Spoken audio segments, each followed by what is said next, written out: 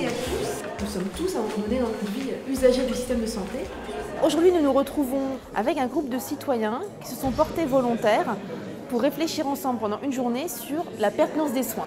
Ce groupe est composé pour moitié de représentants des associations d'usagers. Et donc l'autre partie du groupe est constituée par des citoyens profanes, c'est-à-dire des citoyens qui ne sont ni spécialistes du sujet, ni professionnels du sujet de la pertinence des soins.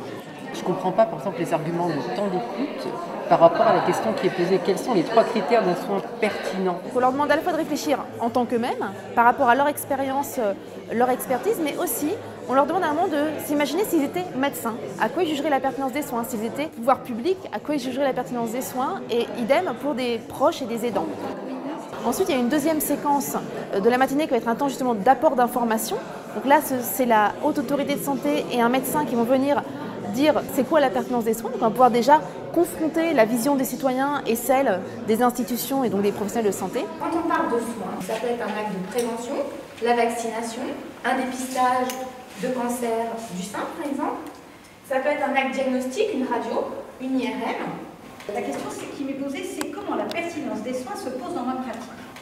On est en tête à tête avec ce pauvre monsieur qui est là en train de dire quand même, il y a un président qui est mort, c'est grave, le cancer de la prostate, et vous n'êtes pas fichu de me dépister mon cancer.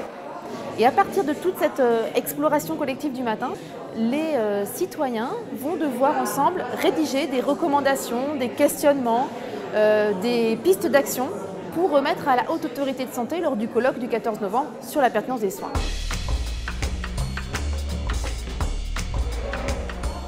On est en train de passer les petites pestilles pour choisir ce qu'on trouve pertinent. Les jaunes, c'est pour savoir ce qu'on veut encore débattre. Et les rouges, c'est là où on n'est pas d'accord, donc encore plus pour débattre. L'objectif, c'est de réussir une synthèse sur laquelle s'accorde le plus grand nombre de participants. Mais pour autant, on ne cherche pas à obtenir un consensus absolu. Il y a des différences de point de vue, des différences d'opinion, des désaccords. Et il est vraiment important pour nous de ne pas masquer ces désaccords dans la vie finale.